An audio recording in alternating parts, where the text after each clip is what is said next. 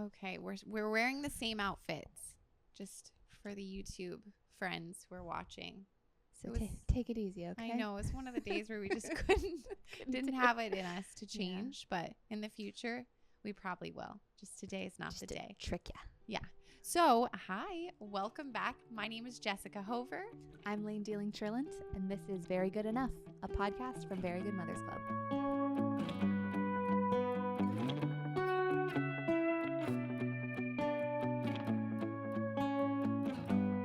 My craziest day. Tell me. In preschool. I had more children than you're legally allowed. So this is a 3-year-old classroom, so I can have 12, but I have said yes to some parents or some I don't know what happened. There are 13 kids in there and me. And it's just like a big personality class. So we're mayhem, we're chaos, someone has fallen, there's blood. I have bleeding child. I'm holding bleeding child. So there's blood on my this shoulder. And you know how a bleeding child is also a crying child. So there's there's mucus from the nose. Yes. There's also just saliva from the yelling. Yes. It's just like so many liquids. It's a very fluid over here. So I'm basically holding the extra bleeding child. And sort of like calling down the hallway for like someone to come help me. Because I can't leave all these children in this room. Yes. Right. So I just have to like care for this person who's not dying. No. She's bleeding. Yeah. There's a difference. Yeah. It's you don't want to have to parse, but sometimes you do. Yeah. This one's yelling. Somebody else is also touching me, okay? In my memory, there's someone else over here touching. Oh, I'm sure there were. There were so many kids in that room. There's so many kids in that room. There are art supplies out. There are building supplies out. We're like well into a playtime, so all materials are on the floor, and I'm counting. 2, 3, 4, 5, 6, 7, 8, 9, 10, 11, 12. 1, 2, 3, 4, 5, 6, 7, 8, 9, 10, 11, 12. Oh, no. Where's James? That's what I hear myself saying. Okay, wait. Madison, have you seen James? Have you seen James? Okay. Can you check? This is the reason they said you can only have 12. 1, 2, 3, 4, 5, 6, 7, 8, 9, 10, 11, 12. Okay. Crying, touching me. Oh my gosh, counting. You lost a child. Yeah. So I'm like, in my mind, I can see the room spinning. I'm like twirling, like where You're freaking out. That's kind of the only thing that like I'm pretty capable in a classroom. But like if one of them is gone, I can't take care of the one that's not there. No. So I'm like, James, and then someone laughs, and I'm like, and I'm looking around for what's wrong with this picture because someone has laughed. Oh my gosh! And in a corner in a dress-up room is one of my favorite children I've ever spent any time with. And he's like sitting with his little legs are crossed, and he's been in the dressing room. So he's got like a little tutu on and hiding like little flower, like a little, oh my gosh, like a little flower headband on, and he's crisscross legged on top of an upside down basket. What has he done with James? James is in a basket. Like, Jacob. No, he's not. Where's James? And he says nothing, and a little tiny voice goes, I'm down here. James. What? James is trapped under the basket. Buddy, little buddy. Oh my gosh. If James's mom is listening right now, she's like, that's what happened to James. James is fine. Bleeding child is fine. Other Everyone's child recovered. Is fine. Whoever was touching me. The question is, how are you? Because you're the one in the story that's losing it. Don't teach preschool anymore. And now I have a podcast. Chaos. That's, I think, going to be the theme of today's episode is like, how do you stay okay enough in the midst of the chaos to keep everybody alive and okay? Yeah. Yeah. I have a moment like that I can remember where we were getting our carpet redone. And so I had to move everything from all of the bedrooms into the hallway in our house. And that's a big feat. Like kids or no kids, to move all of your stuff out of a bedroom. Awful. Yeah. It's not fun. You try to do that like almost no times ever. Yeah, exactly. And Sean was out of town. I don't know why I chose to do that. I think looking back, that was a flawed plan. Maybe that was the moment. Yeah. So this is all Sean's fault. No, it was bad. We moved all of the stuff into the hall, but at least I had this hope of a new carpet, and our carpet was very bad. So I think that was the motivating piece. And then the carpet people called after I had done all of the moving of all the furniture out of 4 bedrooms. I'm holding Wilson. I'm holding Jules. I actually think I have a video from this moment because it was so wild that Becca filmed. Like a true BFF. She's like, we're going to need to remember that this happened.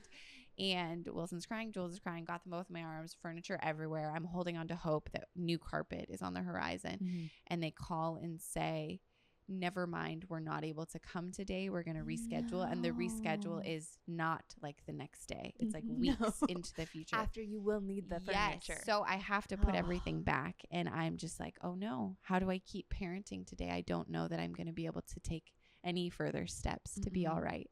And we did. I think there is something about humor, if you can find humor. But in that moment, I didn't find humor. I think I found humor even hours later when I'm recalling it and being like, oh, what? That was wild. Yeah. But inside of it, you're just like, even the spinning room, that's so real. It feels like things are spinning and falling and dying, and it's miserable. Yeah. Something you taught on our channel, and you've since taught inside of the Very Good Mothers Club community, membership community, when you speak in there, is about a de-escalated parent not being able to like regulate the situation, right? You say it really beautifully. I'm not going to steal your line, so you do it. This is it. This is the line. An escalated adult cannot de-escalate. Sorry, I said it wrong. I blew it. Escalated child. Okay, hold on. So I always do this thing with my arm. Do it again. Here, I'm going to hold the microphone. Okay, because I blew it. It's an escalated parent. Adult cannot de-escalate an escalated child. So it's this thing of being like, when the child is like way up here and intense, if the adult also matches that energy with the way up intense, even if your intensity is of a different flavor from theirs, then there's like no one left to bring the situation back down to a manageable level. So that's kind of like the preschool teacher training quote. Yeah, is like, that's really good. De-escalated adult. Many a moments in my life have I been de-escalated. No, I'm sorry. Wow, I'm getting this wrong. It's like an escalator. Have I been very escalated? That's what I meant to say. Many moments. Yeah, there's so many times where I know rationally I need to calm down and keep my calm, even if my kids are going nuts. But I just don't do it. And sometimes it's not even what's going on in the room. It could be I'm getting stressful texts, or I realized I messed up something at work and I'm thinking about that. And the stress in me is then being catapulted into a really horrible place because my kids are doing what kids do, which is freaking out over a toy that they want, or fighting over something, or they're very hungry and they're crying. And I find myself snapping or shouting or whatever it is, just being really rude. And then I have to bring it back. And I have Eloise, who's 7. So with her, I can usually quickly be like, oh my gosh, I'm so sorry. I really blew it with you. I can do it with the kids, but it's not the same type of interaction because with Eloise, she at least understands what it feels like to lose your mind. Right. When they're littler, you have this extra layer of recovery now that you have to do, because now they're scared or upset, or now you have to deal with first that and only after you've like repaired this thing now can you get to the original Mom is a monster, and they never knew Mom was a monster, and now they've seen it. You're like, oh, I am a monster. I'm so sorry. It's such a hard feeling. It's just horrible. The worst it's horrible to lose that as a small child. It is. Yeah. What does it look like for you? Your experience of this is with so many children, and they're not your children. Right. Whether, I don't know if that helps you or makes this harder, but what do you teach? Like, you've been in a position of teaching other new preschool teachers. Could you tell us about that, and then we can take it into our own lives? Yeah, it is interesting to note the way that when it when it isn't your children, like there are ways that it really helps, and then there are also, it's just so tricky because you do have this level of professionalism where, like, if you yell at a small child who doesn't belong to you, like there are repercussions for that. But then also, it's not your child, so it isn't quite, none of it's quite so personal. Sure. You know, like it gets, there's nothing like the child who lives with you and belongs with you to know how to like really push your buttons. Yes. You know, so there's somehow not that layer. It's like their crying is different. My own kids crying can set my insides on fire. I'm like, something is really wrong. I can't even focus. I don't know what's wrong. That sounds biological. Like that sounds like an evolutionary response. Yeah, that makes sense. There is also the ability to ignore your own kid that it seems like some of my friends don't have, where if someone's mommy, but I know that actually they just want to be in my conversation. They're just interrupting me because they want my attention. And my friend's like, do you need to, and I'm like, nah. Wilson's an extrovert. He's going to do that our whole conversation because he just likes to be a part of this. Settle in. Yeah. They're like, I'm so sorry. I can't focus. I'm like, oh, okay. I've had 3 years of adapting to this. Yeah. I do feel, I feel like we in education are kind of like an interesting breed of people who have become sort of inoculated to like a lot of noise and a lot of movement and a lot of like things that would maybe otherwise have made me feel crazy. I'm like, sure, this is nothing. Yeah. I do jobs now and people are like, I'm so sorry, that was so stressful, and I have to like not laugh at that. Honey, you've never seen stress, lady. Yeah. I like particularly have had some experience training toddler teachers, which you say like, I teach toddlers, and everyone goes, oh, that's so cute. And those are the people I have come the closest to murdering.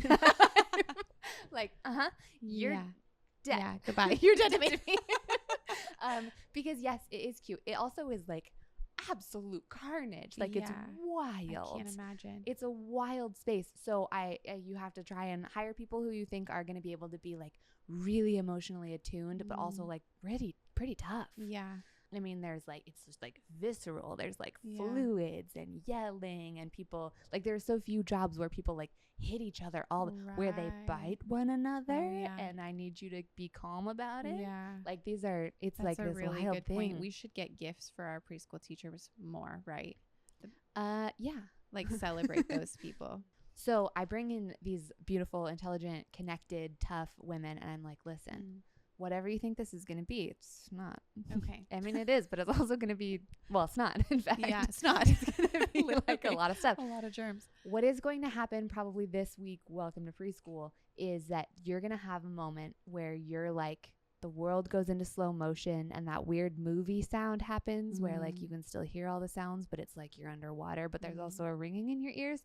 You can see this like liquid watercolor flying over here and you can see the open mouth of this child headed toward that child, and you can see that this other person is climbing and one is going really up and one is falling down, and what you're describing. Yes, you can see it all, and it's all happening, and it's so loud, and you're gonna feel like they're all dead, and I'm also dead, and it's all gonna, like it's none of us are gonna survive this moment. You're gonna feel like, oh, this is it. This is how we go. This is how we all go. As though like the door got ripped off of a plane, and you're all going out into. Wow. What I need you to do in that moment is to like let it all fall. Yeah. Like let it. I mean, like outside of like some real danger, like you're just gonna feel crazy thing. And let it just happen, because that has already fallen and that bite has already happened, and also that kid didn't fall off that thing, and for sure they need to get down. But like it has already. It's as bad as you think, happened. And it's not at all. Yes, right. Okay. I need you to feel the feeling of like alive and crying, totally alive. Me, still alive, also alive. Like wow, everybody's alive at the end. We made it. Yeah, you let it fall. You take a breath, and you also like. I guess it's like sort of stand in the feeling of like there's stuff on the floor and everyone's crying, and also it's okay. I did it. Everything's okay. Through that feeling in my brain, that hot fire feeling, I'm still standing here. And just like have that experience. Be Batman in the cave with the bats rising around all around you at your moment of ultimate fear, and just know that like I'm still here. Yes. Because really, like, we have this sort of existential fear that we may blink out of existence or that we may, like, fall off of the earth at some point. We're just not going to be able to handle this moment. And everybody feels that in their lives in some ways and other ways. And it gets real escalated when it's with children. Yeah. But, like, really letting that sort of existential fear wash through you and be there and then not be real. Like, at minimum, here I am. Yeah. So that's sort of my first lesson. Not my very first thing I tell them, but like I appreciate that you say that this might happen in the first week, because that's so real, even to the parents of the kids, of like, hey, really soon this person who you love more than life itself, who you didn't even know it was possible to love this much, might make you feel like you are going to combust with that feeling of like panic. Why won't they stop crying? Why is this so loud? How come I can't figure this moment out?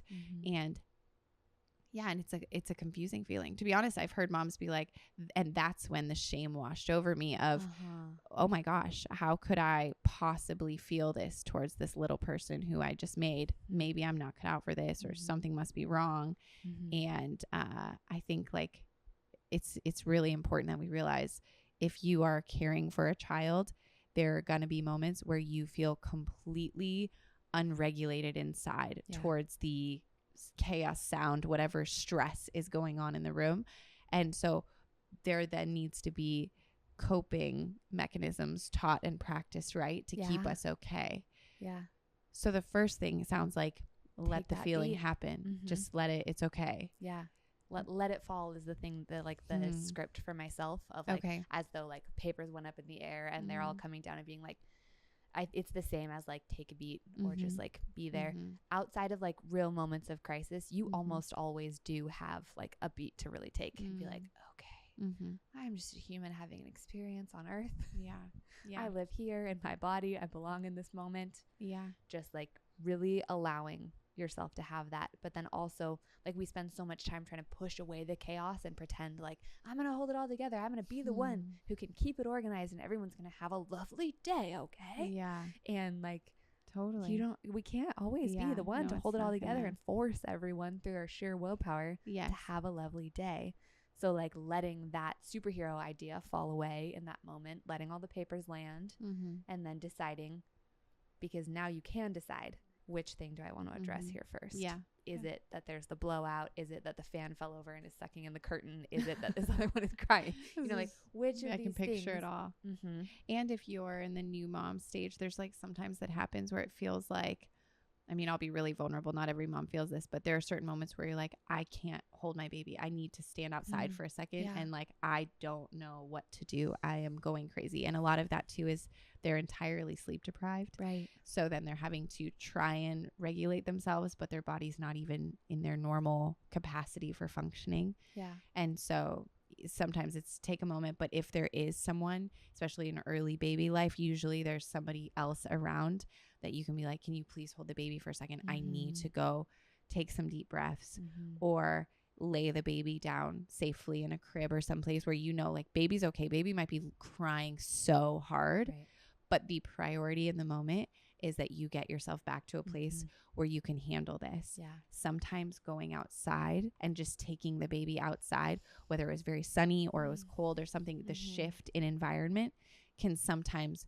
either calm the baby down or just give you the transition that somehow you need to like regroup. My friend called me. She is one of the best people. Like, she was here in the room. You would absolutely adore her. And she had her first child, and she called me sobbing. And she was like, I yelled at a baby to go to sleep. Yeah. That is the most illogical thing. And I've never experienced that kind of outburst of anger. And like, basically her question is like, can I still do this? Like, can you come back from a moment like that? And I felt like that, wow, that's so relatable. I mean, these are things that are scary to talk about on the internet because you're going to get feedback of like, how dare you? Totally. But in my circle of people I love, those are the real things that come up of, oh my gosh, I can't believe I did that to this tender little being who I would die for. Like, that's the love I feel.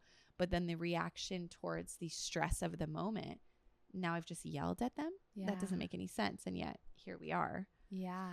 So wanting to just like be sort of confessional about that in the interest of like letting everyone know that you're not a monster, you're a person who's very overstimulated.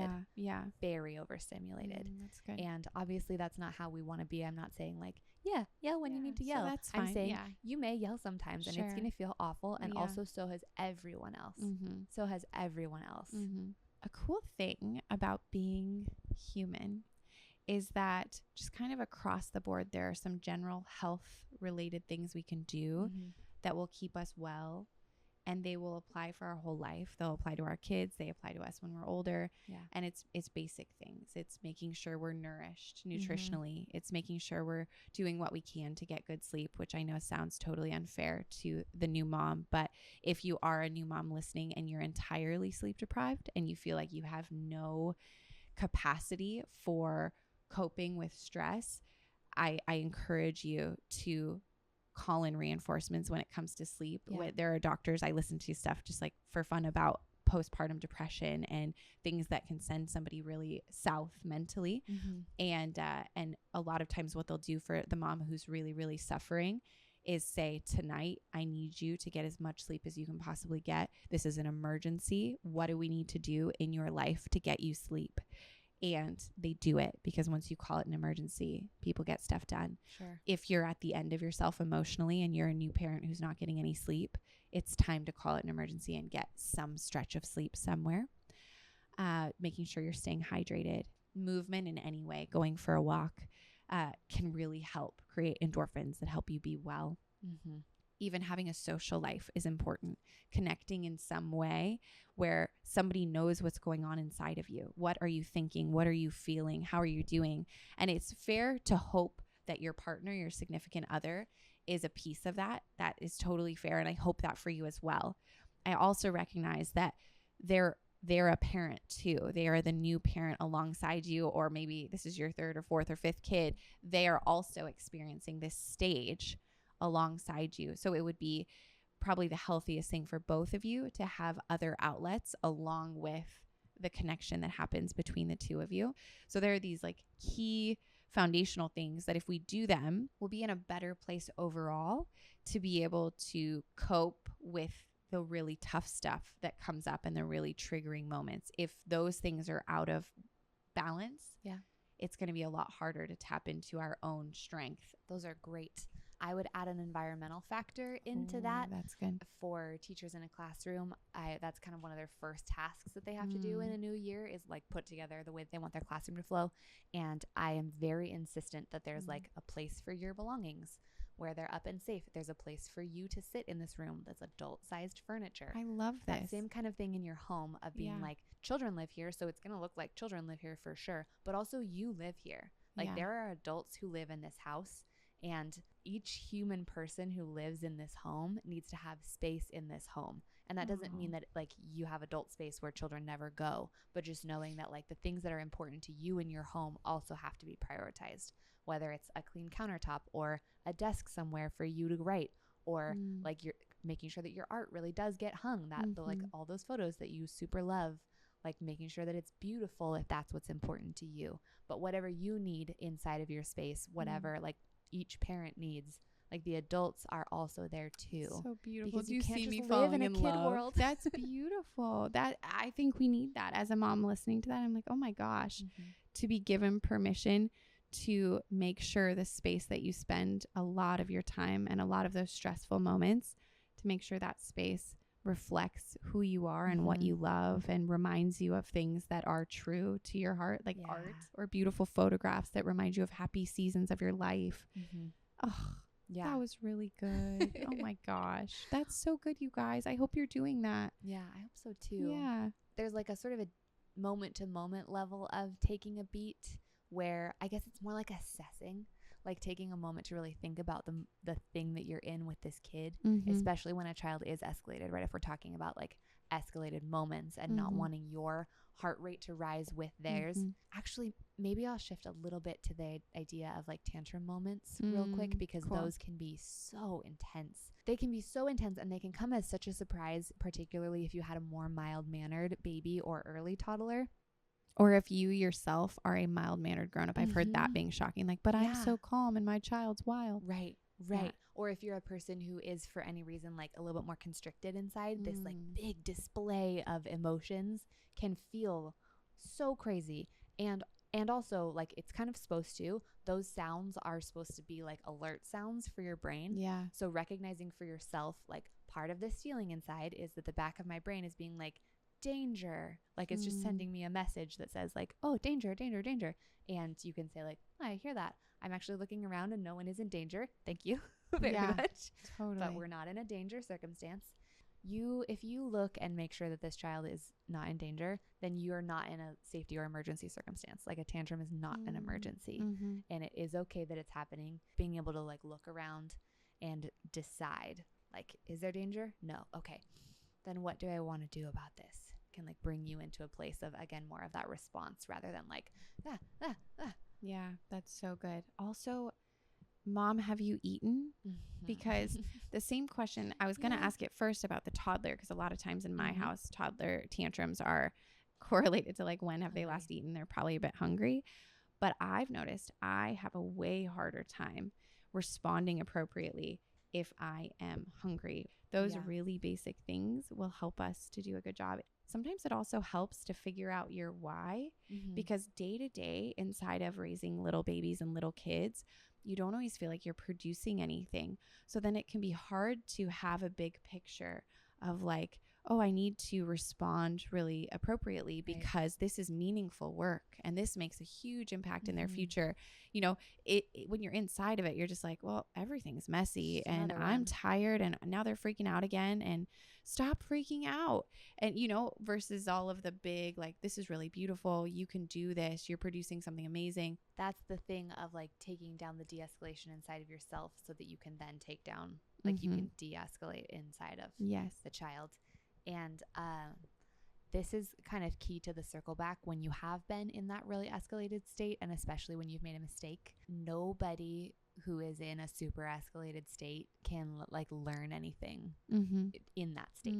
Like you, the adult, can't, and the child can't either. And you also can't like reconcile and recover and repair when you're still in the emergency state inside of your brain. So I just want to put a lot of encouragement to just like handling the kind of like bodily and physical and moment of chaos needs as they're presented.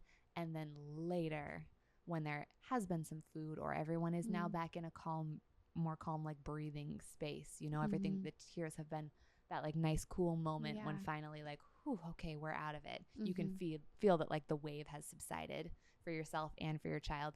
That's when you do either the instruction or, if necessary, the like apology. I don't like the way that I handled that. I think I did a bad job there. Can I talk to you about that a little bit? I don't like to use my voice that way when I'm with you. What I want to be able to do is use a voice like this and just tell you what I need you to do. And I wasn't able to do that. I'm really sorry. Do you feel like you can forgive me and I can try again? That was really good. What I like about that too, that I think about with my kids, is there's like such an ownership versus what sometimes I have seen is like, I'm sorry I did that. I did it because you did this. And when you do that, I yell. I just think that you could accidentally be doing something destructive by shifting it to like, I did that because you did that versus I did that because I didn't practice what I love, which I felt overwhelmed. Yeah. Or I feel, exactly. I felt this and I'm sorry, honey. And it would be good for you to, you know, like somehow you can talk about both things without making it that I did this because you did this. Yeah. That makes sense. Absolutely. A real apology in any relationship of any size includes like taking full ownership of your action. And then an easy segue is, can we talk about some ways that could go differently next time? Yeah, that's really good. Because now there's like consent in the conversation of like, we're both gonna, neither of us like that. I'm sorry for my part. Let's make a plan now moving forward. Now that, because we're in that like nice, calm, it's smooth waters again instead of the big waves. Good. That's super good. Yeah.